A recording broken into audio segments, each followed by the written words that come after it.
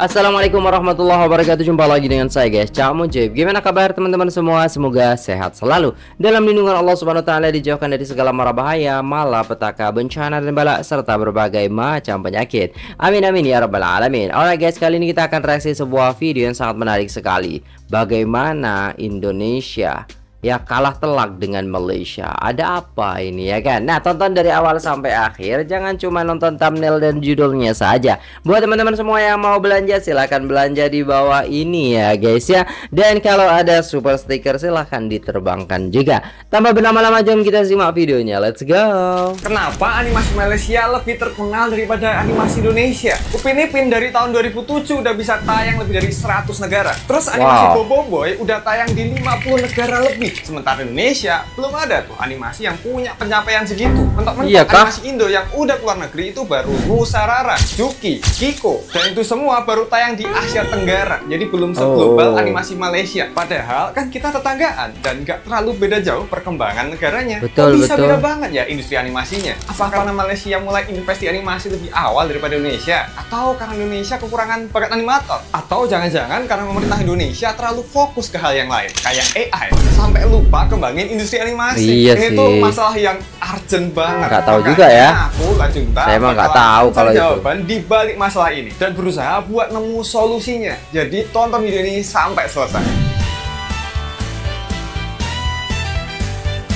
Sebenarnya Indonesia dan Malaysia itu gak beda jauh dari lokasinya yang tetanggaan, bahasanya, budayanya, makanannya, ya. Tapi rendang fix punya Indonesia ya. Bahkan Indonesia sama Malaysia tuh sama-sama punya sejarah sebagai negara yang dijajah. Jadi ya wajar aja dengan kesamaan ini banyak yang mempertanyakan kenapa animasi Indonesia kesannya kayak ketinggalan kalau dibandingin sama Malaysia. Menurut aku sih kalau soal skill kemampuan animasi nggak ketinggalan banget. Cuman emang animasi Malaysia jauh lebih terkenal. Padahal kalau kita lihat sejarah animasi di Indonesia, ternyata Indonesia terjun lebih awal loh daripada Malaysia. Iya, di tahun 1955 Indonesia udah ngerilis iklan layanan masyarakat dalam bentuk animasi, yaitu iklan Sidul Memilih karya Bapak Dukut Hendronoto bersama PPFN atau Pusat Produksi Film Negara yang sekarang jadi PFN. Dan Bapak Dukut inilah penyandang gelar sebagai animator pertama Indonesia. Sayangnya aku nggak nemu arsip video iklannya di mana, tapi dari berbagai sumber artikel dan jurnal yang aku baca, inilah awal mula animasi di Indonesia.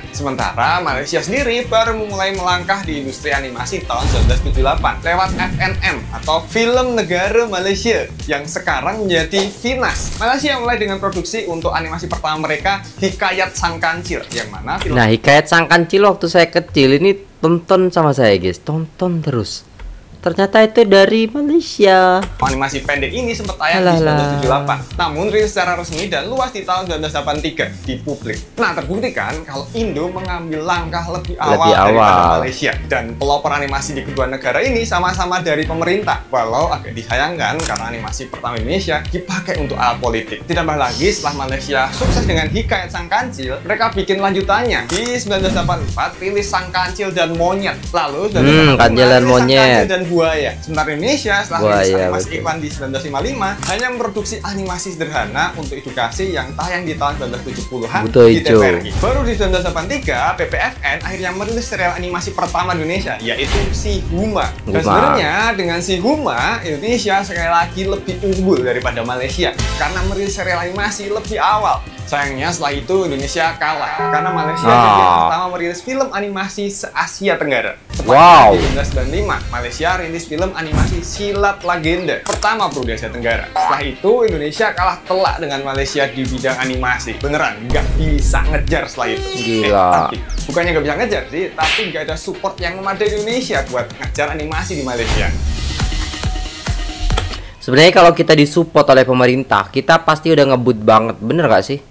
Kalau pikirku pasti gitu, karena banyak banget orang Malaysia bikin lah yang namanya cerdas di Indonesia tuh. Malaysia Digital Economy Corporation. Singkatnya ini adalah lembaga negara yang bertugas untuk meningkatkan ekonomi digital, termasuk lewat animasi. Iya, bisa dibilang pemerintahan Malaysia beneran support animator di negaranya, karena mereka percaya itu akan meningkatkan ekonomi digital negara. Salah satu hasil kerja lembaga ini adalah berhasil mendukung kesuksesan Upin Ipin, Bobo Boy, dan Agent Ali menjadi seri animasi yang sebesar sekarang. Nggak cuma support dengan ngasih dana produksi, mereka juga ngebantu untuk promosi dan penyebaran animasi ke luar negeri. Selain itu, di Malaysia juga ada banyak kampus dengan jurusan animasi, baik yang swasta maupun yang negeri. Sekarang kita bandingkan dengan Indonesia. Apakah Indonesia tidak punya lembaga yang support industri animasi yang bisa memberikan bantuan dana produksi? Ada Kementerian Pariwisata dan Ekonomi Kreatif dan PFN yang nggak cuma bantu pendanaan tapi juga bantu promosi internasional. Ada juga AINAKI, lembaga hukum independen yang jauh lebih fokus ada juga loh ternyata. Kenapa animasi Indonesia nggak bisa terkenal animasi Malaysia yang tayang secara global? Apa karena kekurangan animator dengan skill dewa? Enggak, ada banyak juga animator banget yang kerja di studio animasi luar negeri. Bahkan ada banyak instansi pendidikan yang memiliki jurusan maupun pelatihan animasi. Nah, ada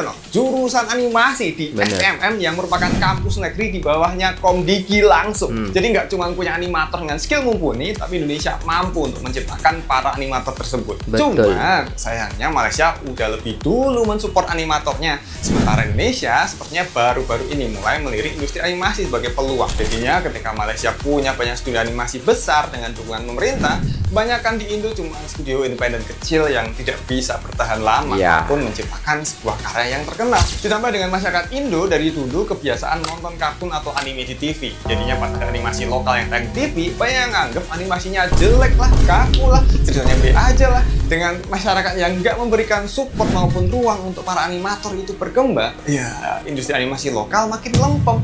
Bahkan saking acuhnya masyarakat sama animasi lokal, banyak nggak tahu kalau kemarin Falcon kerjasama dengan Disney Plus buat rilis animasi Warkop DKI 2021. Coba, kamu ada yang tahu nggak soal series ini? Udah nonton? Enggak. Ya, tapi aku nggak tahu asli. Nyalain masyarakat yang minim minat terhadap animasi lokal. Ya karena dari dulu TV Indo lebih suka buat bikin sinetron atau acara TV hiburan yang cepat dan murah produksinya daripada animasi. Apalagi ada opsi beli lisensi kartun sama anime yang bisa ditayangin berulang-ulang dari dulu. Hasilnya ya industri animasi Indonesia nggak cuma lempem, tapi jadi lembek. Yang awalnya Indonesia ada di depan Malaysia, sekarang dengan Upin Ipin yang makin global, animasi Indonesia butuh usaha luar biasa supaya bisa nyaingin lagi. Ya karena emang selempem, selembek dan sesuram itu situasi industri animasi saat ini kalau kita nggak apa-apain. Beneran gelap. Kenapa ya? Gelapnya kondisi industri ini kayaknya butuh center deh buat nyari jalan keluarnya. Dan mungkin bisa nih pakai senter mini kecil ini yang dilengkapi dengan 3 mode. Kita juga bisa ngatur fokusnya, jadi bisa terang aja atau terfokus gini cahayanya. Keren banget kan? Apalagi udah mini, bisa dibawa kemana-mana. Bisa dicas juga pakai casan HP. Sangat kompak, pokoknya kamu pasti butuh banget. Karena pas buat menerangi Indonesia gelap.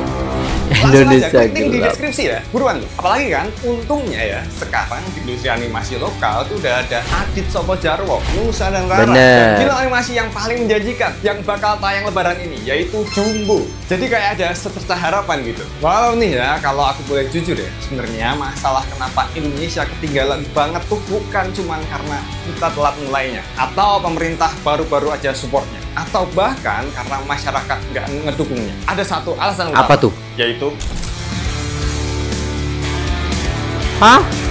skill yang rendah. Katanya animator Indo punya skill yang oke-oke, kok sekarang dibilang rendah? Iya, skill sebagai animatornya bagus, tapi ada nih satu skill yang dikit banget di dunia animasi Indonesia dan kerasa, yaitu skill bikin cerita yang bagus dan bikin karakter yang menarik. Coba deh, kita lihat salah satu seri animasi yang ada di Indonesia yang tayang di TV, yang punya animasi paling oke di antara yang lain. Adit dan Sopo Jarwo. Di antara 3 karakter utamanya yang disebut di judul, siapa yang paling terkenal? Si Dontol. Maksudnya Dennis, yang mana ini tuh karakter sampingan yang terkenal karena banyak yang kesel sama dia. Yang berarti tokoh utamanya bagi para penontonnya nggak semenarik itu. Padahal menurut aku animasi ini tuh potensinya banyak banget loh. Dari segi animasi, latar cerita, cuman karakternya B aja. Sekarang bandingkan sama Upin dan Ipin. Dari desain karakter yang botak aja udah bikin duo kembar ini mudah banget diingat. Si Ipin yang suka ngomong betul, kelakuannya yang bocah banget, sama Upin yang rambutnya cuma sehelai toel. Bener. Yang mana sehari-harinya ada aja mereka dimarahin sama Kak Ros yang galak banget. Belum lagi karakter pendukungnya yang punya ciri khas yang bikin masing-masing menarik ceritanya. Kayak Fizi yang kerjaannya sombong, kalau ngomong nggak pakai filter, padahal dia sendiri nempel terus ke Ehsan yang selalu diturutin permintaannya sama bapaknya. Ada juga Mei Mei, karakter ras Cina yang dikit-dikit saya suka, tapi sering banget berantem sama Mail, cowok cool yang pinter jualan. Ada Jarjit dari India yang dikit-dikit 2-3 putri malu, nih anak pantun dulu. Dan pokoknya masih banyak karakter pendukung di Upin Ipin yang masing-masing punya sifat dan karakter yang menarik. Dan bisa bikin cerita soal keseharian dua bocah botak ini tuh kocak tapi seru buat ditonton. Akhirnya pun Upin Ipin juga jadi animasi yang bisa ditonton buat semua usia dan kalangan. Itulah yang animasi Indonesia belum bisa gapai. Gak peduli seberapa bagus animasinya, kayak Nusa dan Rara itu gila, bagus banget animasinya. Bagus banget asli. Dalamnya si Nusa itu terlalu sempurna loh jadi anak. Gak kayak Upin Ipin yang bandel sama Kak Ros. Nusa ini udah soleh, baik hati, suka menolong, perfect banget deh pokoknya. Jadinya Nusa dan Rara ini terkesan full edukasi dan cerita yang dibawakan pun jadi kurang menghibur dan akhir kurang menarik. Terus bener sih, bener banget. Anak saya lebih memilih Upin Ipin daripada Nusa Rara. Ketika saya tontonkan Upin Ipin, dia anteng, tapi ketika Nusa Rara, Baba ganti Upin Ipin. Atau SpongeBob ya gitu, mungkin karena terlalu full edukasi ya. Sayang banget itu bukan film animasi yang bisa dinikmati semua usia dan kalangan. Bener. Cuk-cuk di dalamnya. Gini, aku kasih bukti-bukti seberapa pentingnya punya karakter yang kuat dan relate di sebuah animasi. Lihat aja di Malaysia, ada banyak animasi terkenal dari sana. Tapi kalau kita bandingnya Upin Ipin sama Boboiboy, masih menang Upin Ipin buat ketenarannya. Kita bandingkan sama Agent Ali, Kecamato, atau animasi Malaysia lainnya, masih lebih terkenal Upin Ipin karena emang Upin Ipin itu punya cerita, karakter utama dan karakter pendukung yang menarik dan memikat banget buat ditonton. Karena emang sekali lagi di animasi sepenting itu punya tokoh yang menarik untuk mendukung ceritanya. Bukti dari kekuatan tokoh utama yang menarik adalah kita semua lebih kenal SpongeBob dibandingkan dengan ratusan bahkan ribuan animasi Amerika lainnya kan. Ya karena kotak kuning dengan ketawanya yang kayak gini itu tuh memikat banget buat diikuti ceritanya dan jauh lebih mudah diingat. Makanya nih dengan pemerintah kemarin bikin iklan AI, makin banyak masyarakat yang melek soal animasi lokal. Aku jadinya punya harapan kalau bentar lagi akan ada titik balik untuk industri animasi di Indonesia. Dari animator makin semangat untuk berkarya, membuktikan kualitas mereka di atas AI, sampai generasi muda yang kepingin buat terjun ke dalam dunia animasi. Tapi itu semua percuma kalau nggak ada yang bisa bikin cerita dan karakter yang bagus. Alias kalau mau maju ke depannya, industri animasi Indonesia harus melakukan perubahan. Masa depan animasi lokal, apa masa depannya nih? Sebenarnya keadaan animasi Indonesia melempem saat ini ya bukan karena asal negaranya Indonesia yang pemerintahnya bikin iklan pakai AI, bukan ya? Bukan juga karena pemerintah supportnya kurang. Iya, emang ada lembaga yang bisa bantu, tapi bukan rahasia lagi kalau sistem lembaga pemerintah kita tuh agak unik. Jadi sepertinya banyak animator yang udah malas duluan buat reach out lembaga pemerintah buat minta dana. Bukan juga melempem karena masyarakat nggak support ya, atau karena animasinya jelek, tapi karena emang jelek ceritanya. Coba kalau ceritanya jelek, siapa juga yang mau nonton lama-lama? Mending nonton yang lain kan? Aku bilang jujur begini karena aku prihatin sama animator Indonesia dan aku nggak bisa bikin animasi, tapi aku suka banget nonton film animasi. Makanya dengan aku jujur, aku berharap jadi makin banyak penulis cerita dan karakter desainer yang terjun ke industri animasi. Harapan aku sekarang ada di Jumbo, karena waktu aku lihat trailernya nggak cuma animasinya yang bagus, tapi dari premis ceritanya dan karakternya emang dia langsung viral tuh buat ditonton. Dan aku jadinya punya harapan kalau Jumbo ini bakal jadi patokan para animator lain di Indo. Kalau animasi tuh nggak melulu harus soal cerita yang penuh moral, yang dekat dengan budaya Indonesia lah, yang ada unsur budayanya lah, tapi harus bikin cerita dan karakter yang semenarik mungkin buat ditonton. Ada alasannya sendiri kenapa Naruto itu lebih menarik daripada Boruto kan? Karena karakternya Naruto lebih menarik daripada Boruto. Nggak percaya? Nih, nonton videoku yang ini nih, buruan. Dan kamu bakal tahu betapa ampasnya Boruto. Alright ya, udah selesai videonya dan itulah tadi ya guys ya, kita bisa melihat bagaimana ya animasi di Indonesia dan juga Malaysia. Kalau menurut abangnya tadi, memang kita itu bukan salah-salah semuanya, tapi kita tidak mempunyai tim ataupun orang yang bisa membuat cerita itu menarik mungkin ya, semenarik mungkin, dan juga animasinya ataupun karakternya yang semenarik mungkin. Seperti itu. Memang animasinya sudah bagus seperti Nusa Rara, tapi kebanyakan kita anak-anak terutamanya itu kayak bosan gitu kan. Tidak ada istilahnya hal-hal yang lucu dan lain sebagainya. Sedangkan Upin Ipin itu anak saya tidak mau berbicara anak orang lain gitu kan. Karena pengalaman saya dan saya melihat daripada kepala mata saya sendiri, bahwasanya anak saya lebih tertarik Upin Ipin daripada Nusa. Ya kan, daripada keduanya itu sudah saya katakan bahwasanya apa ya, terlalu monoton mungkin kepada edukasi seperti itu. Dan bahkan ada cerita-cerita lain ataupun animasi-animasi lain yang saya suguhkan kepada anak saya, tetap mereka itu masih istilahnya lebih anteng nonton Upin Ipin ataupun Bobo Boy ataupun SpongeBob gitu daripada animasi lain seperti itu ya guys ya. Dan ya mungkin itu dulu videonya guys. Semoga ini menjadi tambahan wawasan dan pengetahuan bagi kita semua, sehingga kita bisa tahu kedepannya bagaimana ya guys ya. Semoga animator-animator Indonesia itu semakin semangat ya. Nah, di sini ada sebuah komentar di balik main place. Jadi abangnya tadi membuat ini guys. Mending mana, Indo atau Malay gitu kan? Mending Indo, dontol ketololannya tak terkalahkan. Dua-dua aja. Jelas Malaysia ya kan. Game Malay juga lebih bagus dari Indonesia. Game Indonesia grafiknya SNES apa itu. Upin Ipin udah mau ada gamenya di PS5. What? Iya kah? Game Upin Ipin gameplaynya mirip game Shinchan. Oh, oke. Orang bilangnya animasi bukan sejarah Indonesia. Bahkan kita tuh saudara loh, malah bawa-bawa politik ya gitulah. Biasa bang, orang boomer gitu. Keduanya bagus ya kan. Nah, di sini ada komentar lagi, cuma Upin Ipin dan menjadi fenomena di Indonesia. Sedangkan dari lewat 90-an lagi sebenarnya animasi Malaysia sudah naik melalui anak-anak Side ya, Keluang Men dan Yusuf Santorian, dan diteruskan oleh Bola Kampung, Budak Lapo, Rimba Race. Banyak banget ya kan, Upin Ipin, Bobo Boy, Agent Ali sehinggalah sekarang. Nah, tapi yang paling diingat oleh rakyat Indonesia adalah Upin Ipinnya gitu ya guys ya. 7 fakta penyebab anime Indonesia kalah sama Malaysia. Nih ada 7 ya guys ya, ada 7. Ini kita tahu nih, harus tahu nih. Kurangnya latar tempat, humor, ciri khas karakter dan lain-lain. Yang kedua, plot gampang ditebak. Bener sih, habis ke sini nih. Iya, berarti kurang, imajinasinya kurang gitu kan. Selalu bawa budaya dan agama terus. Iya juga sih. Upin Ipin ada sejarah, ada apa namanya itu, ada agamanya juga ada sih, tapi lebih ke jenaka anak-anak, kehidupan anak-anak gitu loh. Alur cerita kurang menarik dan membosankan. Itu juga selalu jiplak dan parodiin karakter karya dari negara luar, termasuk dari Jepang dan Amerika. Ya begitu sih, kalau kita istilahnya suka jiplak pasti kayak gitu jadinya.